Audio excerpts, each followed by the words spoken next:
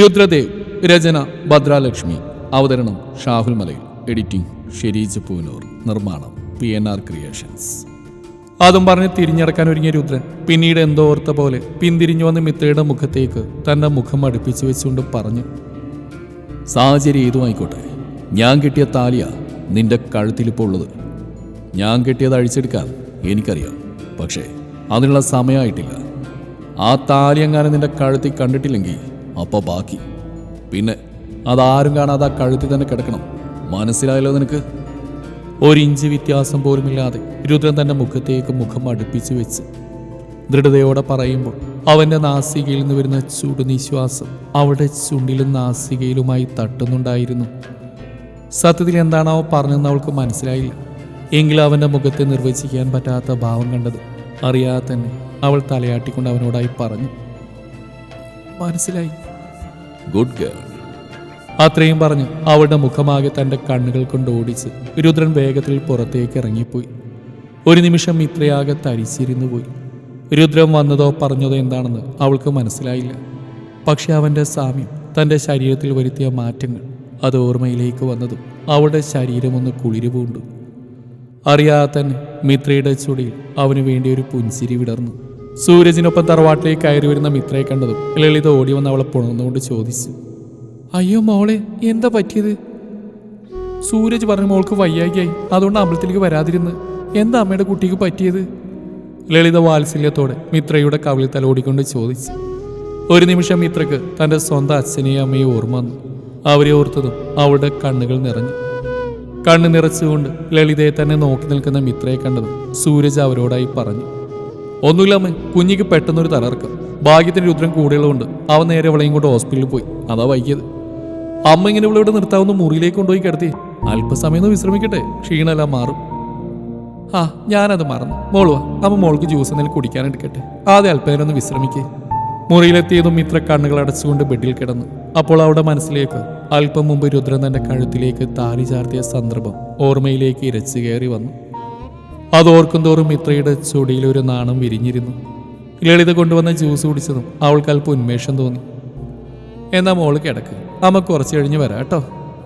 ശരിയമ്മേ. കുളിക്കാൻ ബാത്റൂമിൽ കയറിയ മിത്ര കണ്ണാടിയിൽ തന്റെ പ്രതിബിംബം നോക്കി നിന്നു.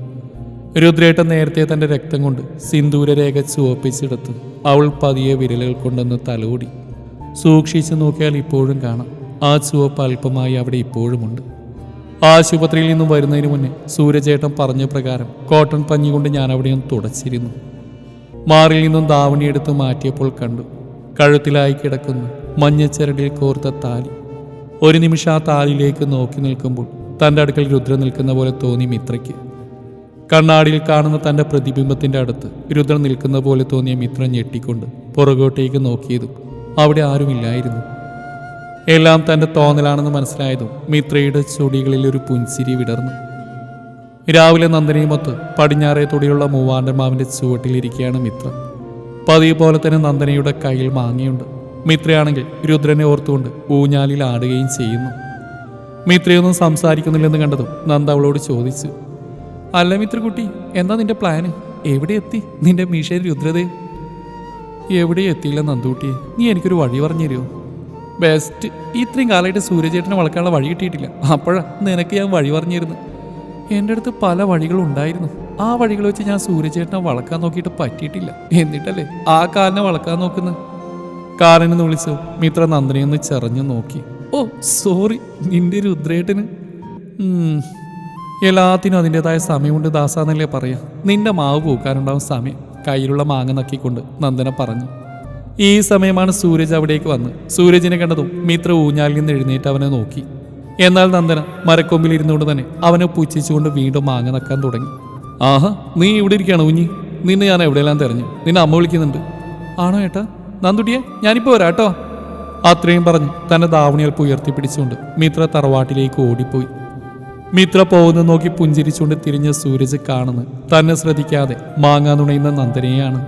എടി മരം കയറി, നിന്നോട് ഞാൻ പല പ്രാവശ്യം പറഞ്ഞിട്ടില്ലേ ഇതിന്റെ മുകളിൽ ഇങ്ങനെ വലിഞ്ഞു കയറിയിരുന്ന്? എത്ര പറഞ്ഞാലും മനസ്സിലാവില്ല. നീ എന്താ വല്ല വാനരജന്മാണോ? എടോ, തന്നോട് ഞാൻ പണ്ടേ പറഞ്ഞിട്ടുണ്ട് എൻ്റെ കാര്യത്തിൽ ഇടപെടേണ്ടെന്ന്. ഞാൻ ചിലപ്പോൾ മരത്തിൽ കയറും, വേണ്ടി വന്ന തെങ്ങിലും കയറും. ഇത് ചോദിക്കാൻ താനാരുവാ? അവൾ അവനെ പുച്ഛിച്ചുകൊണ്ട് വീണ്ടും മാങ്ങ തുണയാൻ തുടങ്ങി.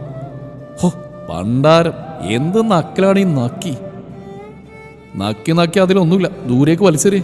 ഇല്ലെങ്കിൽ എന്തു പറഞ്ഞാലും തർക്കുത്തരം നിന്നെയുണ്ടല്ലോ. നന്ദനെ അടിക്കാൻ വേണ്ടി സൂരജ് ഒരു വടിക്ക് വേണ്ടി അവിടെയെല്ലാം തിരഞ്ഞു.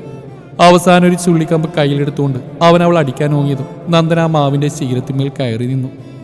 ധൈര്യമുണ്ടെങ്കിൽ താൻ എന്നെ വന്ന് അടിക്കണം, അവൾ അവനെ വെല്ലുവിളിച്ചു. ദേ നോക്ക് വേണേ, അതിന്റെ മുകളിൽ നിന്ന് കാല് തന്നെ നടുവും കുത്തി നീ താഴെ വീഴും, വേണ്ടാത്ത പണിക്ക് നിൽക്കണ്ട. സൂരജ് വിരൽ ചൂണ്ടിക്കൊണ്ടൊരു താക്കിയതുപോലെ നന്ദനയോടായി പറഞ്ഞു. ഓ, ഈ നന്ദനെ കാണാത്ത മാവുളൊന്നില്ല ഈ പറമ്പിൽ, എന്നോടാ ബാല കളി. സൂരജിനെ നോക്കി വലിയ വായിൽ ഡയലോഗ് അടിച്ചതും അവിടെ കാല് തന്നിയത് ഒരേ സമയമായിരുന്നു. കാല് തന്നെ നിലത്തേക്ക് വീണ നന്ദന പക്ഷേ ഭൂമിയിൽ പതിഞ്ഞിട്ടില്ലെന്ന് കണ്ടതും തലയുയർത്തി നോക്കിയവൾ കാണുന്നത് താനിപ്പോൾ സൂരജിന്റെ നെഞ്ചിൽ മുഖമമർത്തി കിടക്കുകയാണെന്നാണ്. സത്യത്തിൽ ഇത്രയടുത്ത് ആദ്യമായിട്ടാണ് നന്ദന സൂരജിനെ കാണുന്നത്. ഈ സമയം സൂരജ് നന്ദനയുടെ മുഖത്തേക്ക് തന്നെ നോക്കുകയായിരുന്നു. ഒരു നിമിഷം പരസ്പരം അവരുടെ കണ്ണുകളൊന്ന് കോർത്തു. നന്ദനയുടെ മൃദുലത സൂരജിന്റെ നെഞ്ചിലായി അമരുന്നതും അവന്റെ ശരീരത്തിലൂടെ ഒരു കൊള്ളിയാൻ പാഞ്ഞു.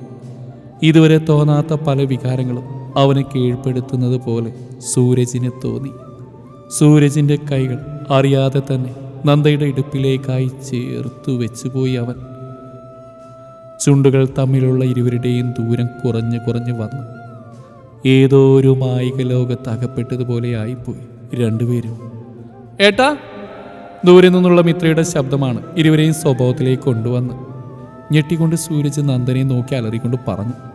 എഴുന്നേറ്റ് മാറടി കോപ്പേ, ഹോ മുടിഞ്ഞ വെയിറ്റാണല്ലോ ഇതിന്, എൻ്റെ നാട്ടുപോയി എന്നാ തോന്നുന്നത്. അയ്യേ, താൻ എന്ത് പോലീസാടോ, എന്നെ പോലെ ഒരു പെൺകുട്ടി തൻ്റെ ദേഹത്തേക്ക് വീഴുമ്പോഴേക്കും പൊട്ടിപ്പോളെ നട്ടിലേ തനിക്കുള്ളൂ അല്ലേ? ഷെയ് എടി, കൂടുതൽ ഡയലോഗ് നടിക്കാതെ എൻ്റെ ദേഹത്ത് എഴുന്നേറ്റ് മാറടി. ഓം ബ്രാ. നന്ദന വീണ്ടും അവനെ പുച്ഛിച്ചുകൊണ്ട് അവൻ്റെ ശരീരത്തിൽ നിന്ന് എങ്ങനെ എഴുന്നേറ്റ് നിന്നു. നന്ദന എഴുന്നേറ്റ് നിന്നും സൂരജ് കൈകൾ കുത്തി എഴുന്നേറ്റ് നിന്നുകൊണ്ട് അവളെ നോക്കി പേടിപ്പിച്ച് വേഗം തറവാട്ടിലേക്ക് തന്നെ തിരിഞ്ഞു കിടന്നു. മിത്ര വരുമ്പോൾ അവൾ കാണുന്നു വാണം വിട്ട പോലെ ഓടിപ്പോകുന്ന സൂരജിനെയാണ്. നന്ദനയാണെങ്കിൽ അവൾ പോകുന്നതിനെ നോക്കി നിൽക്കുന്നുണ്ട്. എന്താ തൂട്ടി, ഏട്ടൻ ഇത്ര വേഗത്തിൽ നടന്നു വന്ന്, നീ വീണ്ടും വഴക്കിട്ടോ ഏട്ടനുമായിട്ട്? അതിന് നന്ദന നാണത്താൽ വിരൽ കടിച്ചുകൊണ്ട് ഇന്ത്യയുടെ മാപ്പ് മണ്ണിൽ നിലത്ത് വരച്ചുകൊണ്ട് മിത്രയോടായി പറഞ്ഞു. ഇങ്ങനെ പോവുകയാണെങ്കിൽ എൻ്റെ മാവ് ഉടനടി പൂക്കുന്ന തോന്നുന്നു. അത്രയും പറഞ്ഞ് ഏതോ ലോകത്തെന്ന പോലെ തുള്ളിച്ചാടി പോകുന്നവളെ നോക്കി അന്തം വിട്ട് നിൽക്കുന്നുണ്ടായിരുന്നു മിത്ര അവിടെ. ഇവളിതെന്ത് തേങ്ങയായി പറയുന്നേ എന്ന എക്സ്പ്രഷൻ ആയിരുന്നു അപ്പോൾ മിത്രയുടെ മുഖത്ത്. കത്തിയെരിയുന്ന ചിതയിലേക്ക് നോക്കി നിൽക്കുകയാണ് വികർണൻ.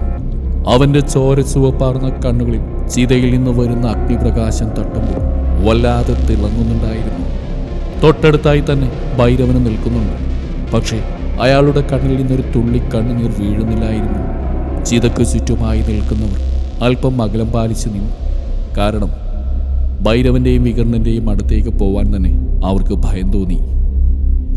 വികർണൻ ഭൈരവന്റെ മൂത്ത പുത്രൻ, ഒത്ത ഉയരവും അതിനൊത്ത ശരീരവും ഉള്ളവൻ, ദയ, അനുകമ്പം, കാരുണ്യം എന്നൊന്നും തൊട്ട് തീണ്ടിയിട്ടില്ലാത്തവൻ. അവനെ സംബന്ധിച്ചിടത്തോളം പണമാണ് ഏറ്റവും വലുത്. അച്ഛൻ്റെ ആഭിചാര കർമ്മങ്ങളിൽ അവന് വിശ്വാസമുണ്ട്. എങ്കിലും ഭൈരവന്റെ കൂടെ ഇരുന്ന് കർമ്മങ്ങൾ ചെയ്യുകയെന്ന് അവൻ ചെയ്യാറില്ല. തന്നെ എതിർത്ത് നിൽക്കുന്നവൻ, അത് ഏതു വലിയ കൊലകൊമ്പനാണെങ്കിലും വെട്ടി വീഴ്ത്തുക, അതാണ് വികർണന്റെ സ്വഭാവം. ഇല്ലീഗൽ ബിസിനസിന്റെ രാജാവാണ് അവൻ. അതുകൊണ്ട് തന്നെ അവൻ എതിർത്ത് നിൽക്കുന്നവൻ ആരാണോ അവർ പിന്നെ നാളത്തെ സൂര്യോദയം കാണില്ല. വികർണന്റെ ഏറ്റവും വലിയ ബലഹീനത അവൻ്റെ അനിയൻ തേജയായിരുന്നു.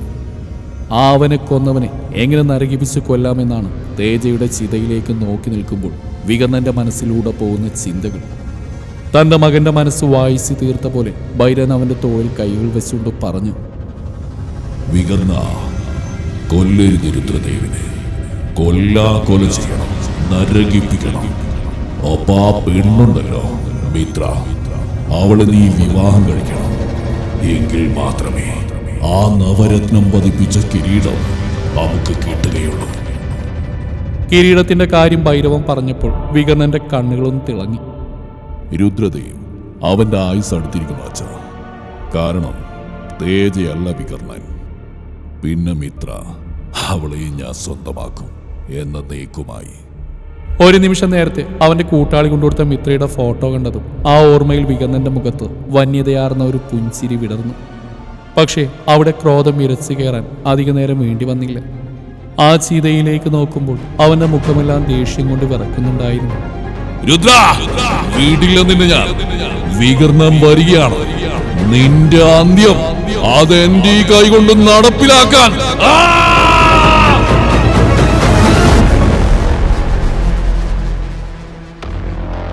ആ രാക്ഷസ ജന്മത്തിന്റെ അലർച്ച കേട്ട് ചുറ്റും കൂടിയുന്നവർ അറിയാതെ ഭയം മൂലം രണ്ടടി പുറകോട്ടേക്ക് മാറി നിന്നു. കാവിലേക്കായിരുന്ന ഇടതുവശത്തേക്ക് ചേർന്ന് ചെറിയൊരു പൂന്തോട്ടമുണ്ട്. അവിടെ നിന്നുകൊണ്ട് ആരോടോ രുദ്രൻ ഫോണിൽ സംസാരിക്കാൻ തുടങ്ങിയിട്ട് അല്പസമയമായി. സംസാരിച്ചുകൊണ്ട് തന്നെ പാലമരത്തിന്റെ അടുക്കിലേക്ക് ചേർന്നു. പെട്ടെന്ന് അവൻ ആരെയോ പിടിച്ചു വലിച്ച് പുറത്തേക്ക് നിർത്തി. മൊബൈലിൽ സംസാരിച്ചുകൊണ്ട് തന്നെ തന്റെ മുമ്പിൽ നാണം കെട്ടി നിൽക്കുന്ന മിത്രയെ നോയിക്കൊണ്ട് അവൻ പുരികങ്ങൾ ഉയർത്തി എന്താണെന്ന് കണ്ണുകൾ കൊണ്ട് ചോദിച്ചു. കാർത്തി, ഞാൻ നിന്നെ പിന്നെ വിളിക്കാം. വലത് കൈ മിത്രയുടെ കൈ മുറുകെ പിടിച്ച് ഇടത് കൈ കൊണ്ട് മൊബൈൽ കട്ട് ചെയ്ത് പോക്കറ്റിലിട്ട് അവൻ അവളെ ഗൗരവത്തിൽ നോക്കിക്കൊണ്ട് ചോദിച്ചു. എന്തായിരുന്നടി ഇവിടെ പണി? അത് പിന്നെ ഞാൻ ആ നന്ദനെ നോക്കി വന്നതായിരുന്നു. അവള് നീ നേരത്തെ ഉമ്മറത്തുള്ളപ്പോഴല്ലേ രത്നപ്പച്ചിയുടെ കൂടെ ടൗണിലേക്ക് പോയത്? അത് നീ കണ്ടതുമാണല്ലോ. രുദ്രൻ വീണ്ടും അവളുടെ മുഖത്തേക്ക് നോക്കിക്കൊണ്ട് ചോദിച്ചു. പെട്ടു എന്ന അവസ്ഥയിലായി പോയി മിത്ര. ഞാൻ പോട്ടെ, എൻ്റെ കയ്യിൽ നിന്ന് വിട്, എനിക്ക് ജോലിയുണ്ട്. രുദ്രന്റെ മുഖത്തേക്ക് നോക്കാതെ മറ്റെവിടേക്കോ നോക്കിക്കൊണ്ട് മിത്ര അവനോടായി പറഞ്ഞു. ഓക്കോ, ഇവിടെ അധികം നേരം ഒന്നും കളിക്കണ്ട. അറിയാലോ, അന്നത്തെ കാവലിച്ച് നടന്നല്ലോ. ഇവിടെയെല്ലാം ഇഴജന്തുക്കൾ കാണും. വേഗം വിട്ടോ. രുദ്രൻ അങ്ങനെ പറഞ്ഞു. മിത്രക്ക് ഭയം തോന്നി. അന്നത്തെ സംഭവങ്ങൾ ഓർമ്മയിലേക്ക് വന്നു. അവൾ വേഗത്തിൽ നടന്നു. പക്ഷേ പാലമരത്തിന്റെ വേരിൽ തട്ടി അവളുടെ കാലൊന്ന് തെന്നിയതും അവൾ മലർന്നടിച്ച് വീഴാൻ പോയി. പക്ഷേ അതിനു മുന്നേ തന്നെ രുദ്രന്റെ ബലിഷ്ഠമായ കൈകൾ അവളുടെ നഗ്നമായ ഇടുപ്പിലൂടെ ചേർത്ത് അവളെ പിടിച്ച് അവനിലേക്ക് ചേർത്ത് നിർത്തിയിരുന്നു. ഭയന്നുപോയ മിത്ര കണ്ണുകൾ ഇറുകി അടച്ചുകൊണ്ട് ശ്വാസം ആഞ്ഞു വലിച്ച് അവന്റെ ഷർട്ടിലായി മുറുകെ പിടിച്ചു നിന്നു.